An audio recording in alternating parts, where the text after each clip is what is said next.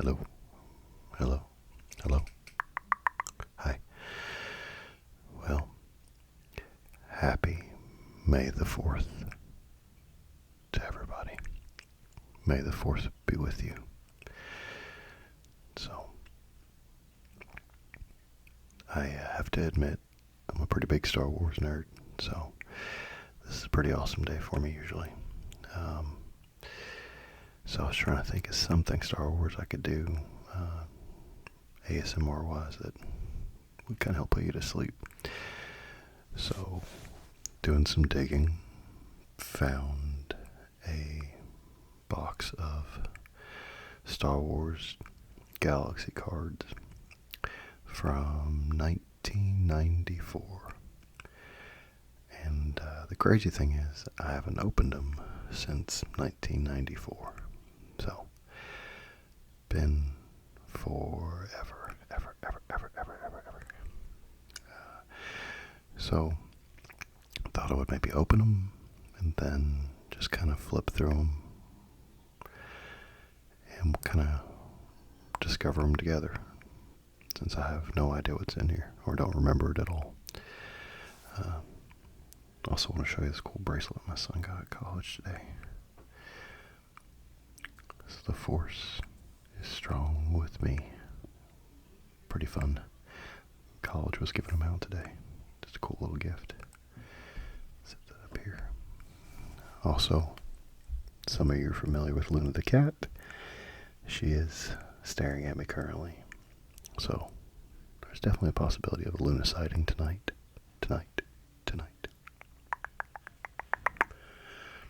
Anyway, let's get started.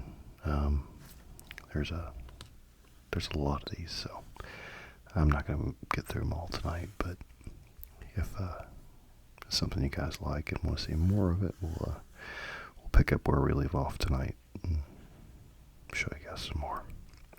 Anyway, as I said, these are Star Wars Galaxy, and these this is series 2. I believe there's three series at the time, but this is all I have. Anyway, here we go.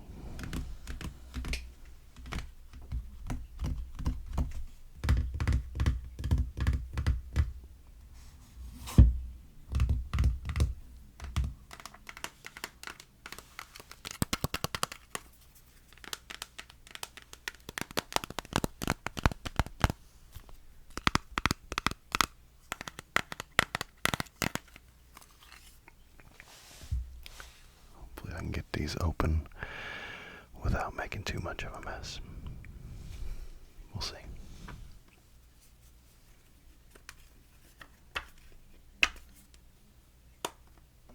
Oh, there it is.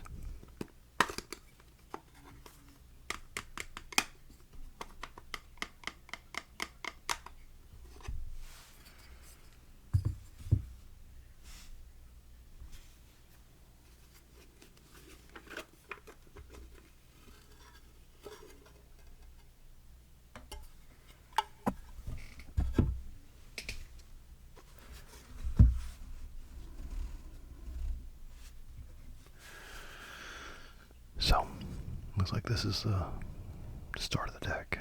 We've got Luke and Darth. Kind of a epic card to start it, I suppose. Let's see what this has to say. So it looks like 141 is the title card, which is this one. And then we've got 142 through 148, McQuarrie Portfolio. 149 to 165, the comic art of Star Wars.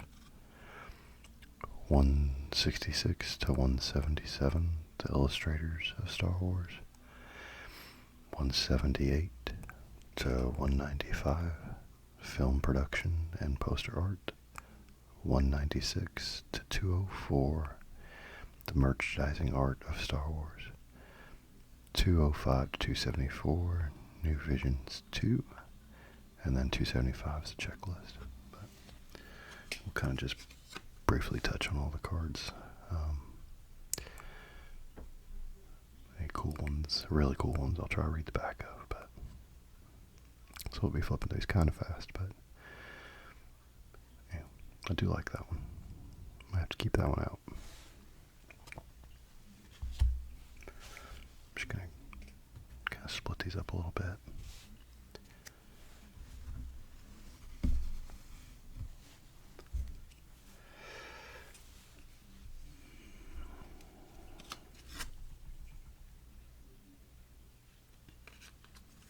Looks like these are kind of cool because they look kind of like conception sketches before the movie started, perhaps. But we've got Luke facing off with Darth. Pretty cool.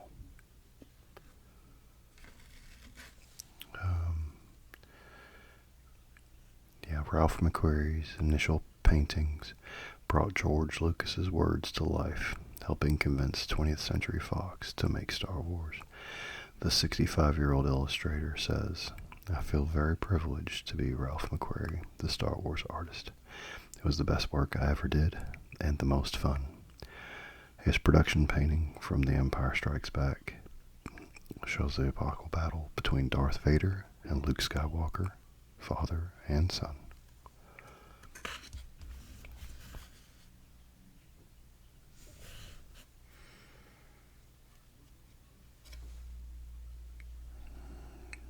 This one's kind of cool.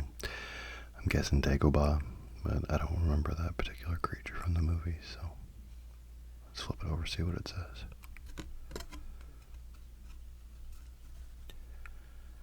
A giant swamp slug rises on Dagobah to challenge other creatures for supremacy of the bog.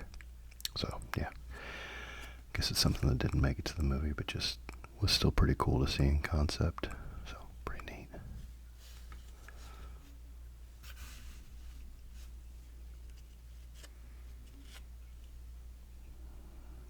So I've got some AT-ATs marching at night, perhaps. It's a cool shot. Don't ever really see them moving at night in the movies, so that's pretty neat to see.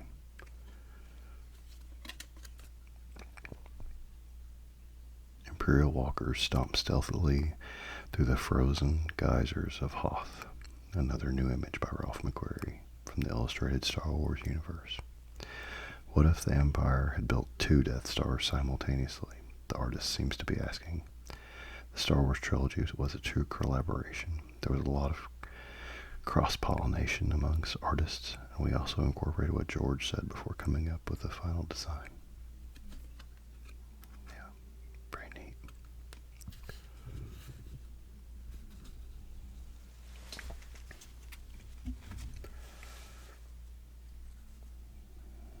Looks like Cloud City, maybe.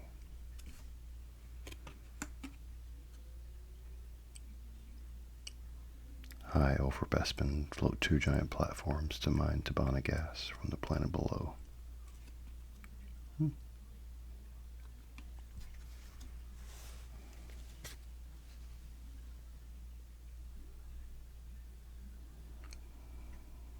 not sure what city that is, but pretty futuristic. The Entertainment Center in Imperial City, Coruscant. The galactic seat of government, as envisioned in a new painting by Ralph McQuarrie.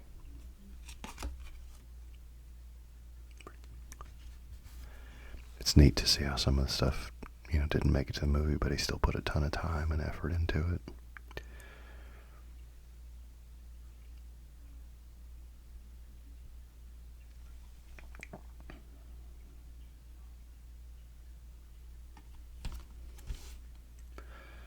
The Imperial Palace towers over all else in Imperial City on Coruscant, the heart of the galaxy.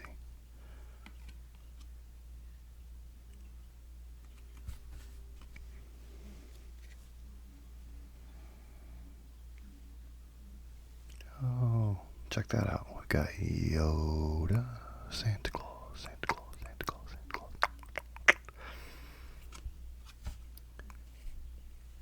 Santa Yoda peers down a chimney and sets his sleigh ready in these 2 Ralph McQuarrie paintings for Lucasfilm Christmas cards.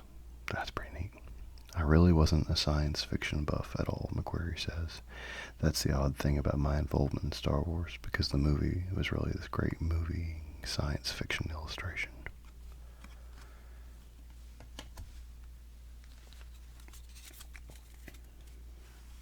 Let's see if we can do it this way. So we've got the trio and Chewbacca.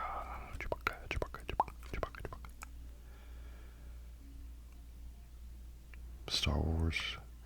Marvel Comics adaptation of Star Wars helped generate excitement for the movie. Marvel asked what its other comic artists do their interpretation of the trilogy and ran them as bonus pinups. Pretty cool.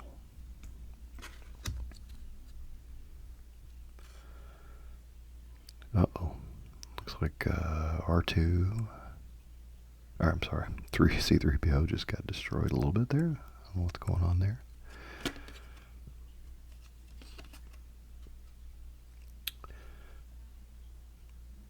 Marvel series was so successful that it continued for 107 issues, adapting all 3 films and introducing scores of new characters.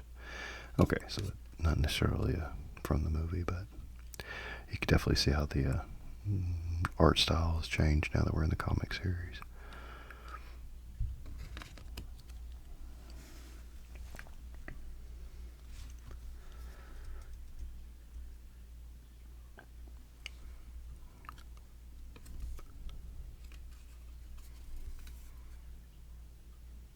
War in the Ice. The trenches of Hoth unfolds. All-terrain scout-born chicken walkers stomp on rebel troopers protecting their Hoth base. This dramatic illustration by Michael Golden.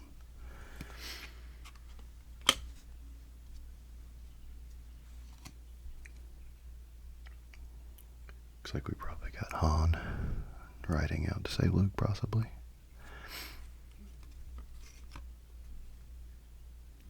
Luke patrols the icy... Oh, no, say it was Luke. My fault.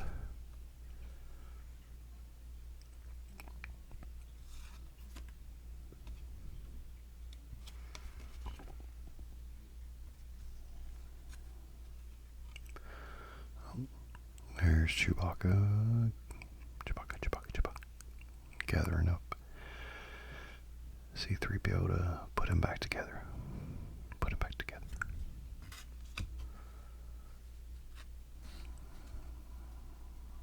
Classic battle of good between evil. Good and evil.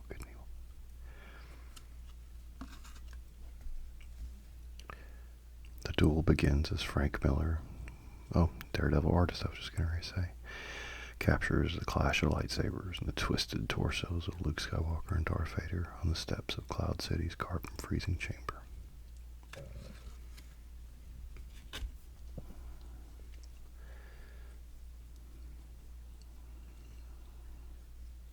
Lando and Leia.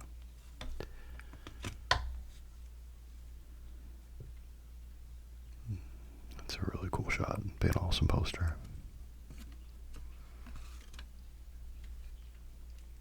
Marvel's Return of the Jedi adaptation used this impressive collage by Bill Sienkiewicz.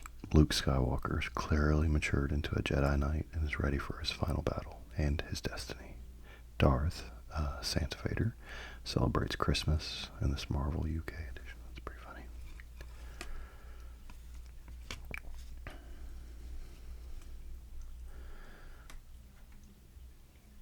Pretty cool shot. I don't know if that's supposed to be in the background, but not seen him before.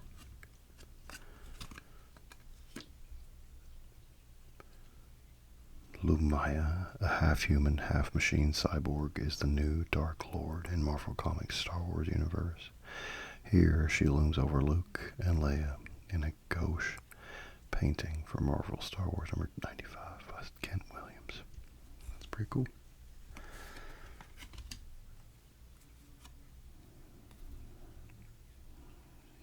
A little bit different shot of Darth.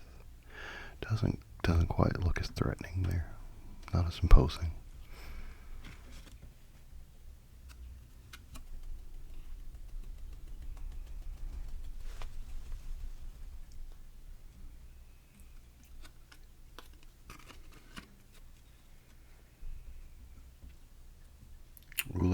drama in the Beast Wars of Onderhand.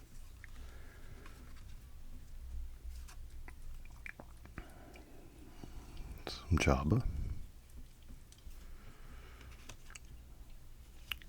What's your guys' favorite Star Wars movies? Just let me know in the comments.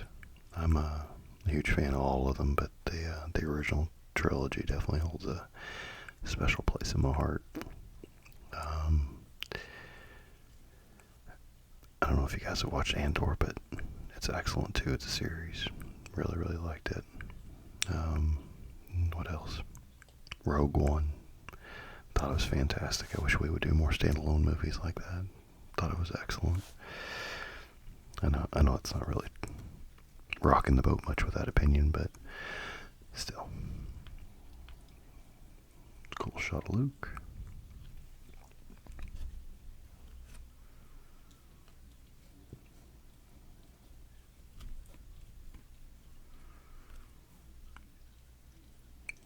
Ooh. If that's Luke, he's a little menacing looking. What we got? Princess Leia has reason to fear for Brother Luke as he begins to turn towards the dark side in Dark Empire, the series from Dark Horse Comics. Dorman has specialized in illustrating the fantastic in a realistic, almost cinematic style. He's a perfect match for story artist Cam Kennedy, who depicts a space battle that leaps off the page. Yeah, you can definitely tell he's turning towards the dark side there. Pretty good stuff. Do one more little group here and we'll call it an evening.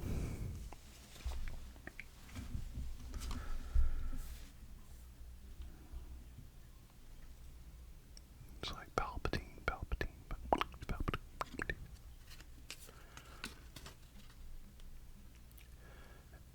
Emperor Palpatine has reemerged to pull Luke to the dark side, but his body is old, and he must transfer his consciousness to the young body of a clone, seen here in a painting by Dave Dorman.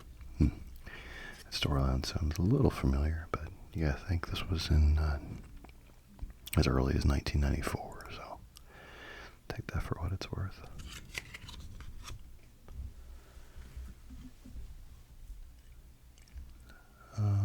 I think I recognize this from the novels, but I don't remember. I said it's been forever since I've seen these cards. As Luke fights the reborn Emperor, the evil master unleashes a cataclysmic energy storm in the final installment of Dark Empire. Well, only Leia can pull her brother back from the abyss and together challenge the Emperor. His fate is shown by series artists. Oh, no. Doesn't really say who he is, but, or maybe that's supposed to be Leia. Wow. She looks big mad. Big mad.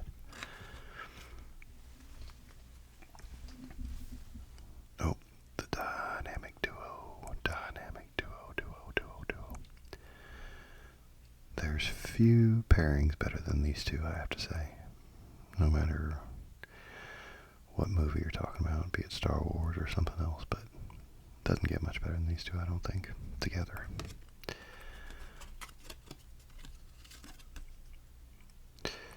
Boris Vallejo was born in Lima, Peru. He arrived in the U.S. in 1964 and has since established a reputation as one of the top fantasy artists in the world. Illustrating the droids is always a challenge, since they are generally reactive rather than active characters.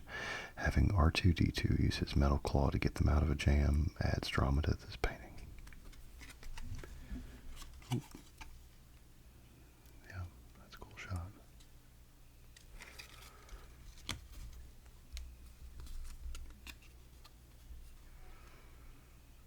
Oh, it looks like we got the whole ensemble.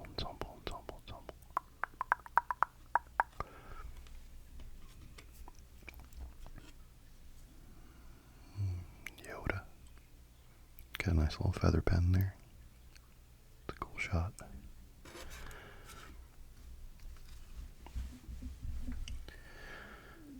This, well, I don't know what this is, but definitely looks like something from an old Christmas card, if I have to guess, or say. Let's see what it says. Melanie Taylor Kent's popularity as a chronicler of the passing American panorama has grown with each serigraph. Her 1982 Hollywood Boulevard reflects her love of the Star Wars saga, but her preliminary watercolor study for the print shows a different theater and a different film.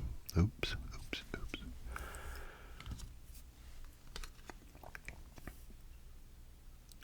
Oh, so we got George Lucas, young George Lucas, and his cast of characters there.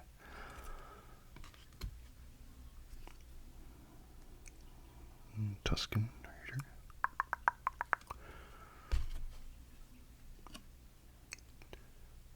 Raider. Well, never seen anything like that before. Let's see what this one has to say. Scott Gustafson used oils to paint this whimsical cover for Fantastic Films magazine in 1981 to accompany an article on National Public Radio's dramatization of Star Wars.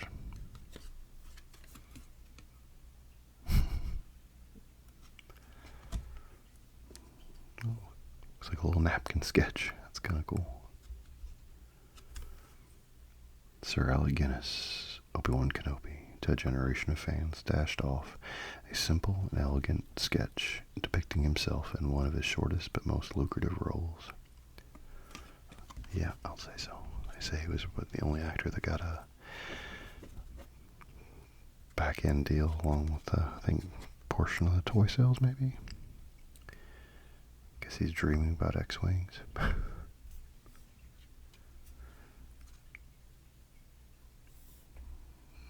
It's cool. It's like a Darth Vader chess piece.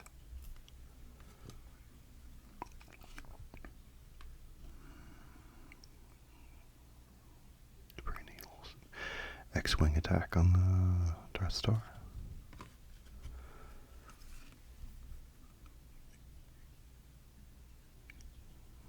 Another cool looking, well, would be a cool looking poster.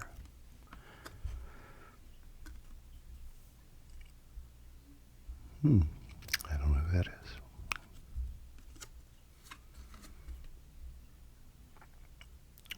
Joe Johnson's early version of a Wampa ice creature. Oh, wow. So, I'll show you, zoom in a little bit on that. Yeah, that's a huge difference from what they actually went with. If you guys remember the scene in the cave. Kind of look like an abominable snowman. Big difference from this, but anyway. I hope that's not too short and sweet for you guys, but I'm glad I could kind of walk down memory lane with you guys a little bit. It was fun. If you guys want to see more of these cards, just let me know in the comments. Let me know who your favorite Star Wars character is. It's a tough choice. I've always leaned toward Darth Vader myself, but it's just because he has such a presence. Presence. Anyway. May the 4th be with you.